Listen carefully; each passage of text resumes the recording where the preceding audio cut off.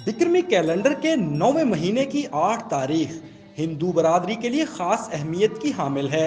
ये वो दिन है जब उनके चहेते भगवान कृष्ण का जन्म हुआ।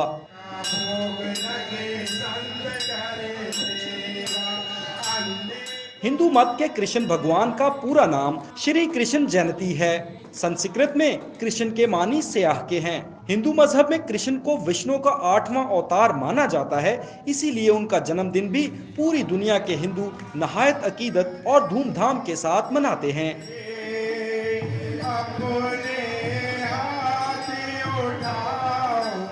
कृष्ण के जन्मदिन पर हिंदू बरादरी खास रसूमात अदा करती है, जिनमें दही हांडी,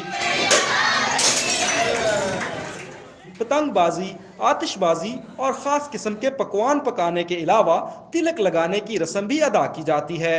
लाहौर के कृष्णा मंदिर में हिंदुओं के भगवान कृष्ण का यौम पैदाइश हर साल बाकायदगी से मनाया जाता है। महकमा मतरूका वक्फ अमलाक बोर्ड के ज़ेरे एहतमाम खुसूसी तकरीब का इनाकाद किया जाता है, जिसमें हिंदुओं की बड़ी तादाद शामिल होकर भजन गाती है। जन्माष्टमी का त्यौहार मनाने की बड़ी वजह हिंदू मत के मानने वालों की तौजीह है कि कृष्ण की पैदाइश पर तमाम फरिश्ते अपने जहाज़ों और रथों पर सवार होकर उन्हें देखने जमीन पर आए थे।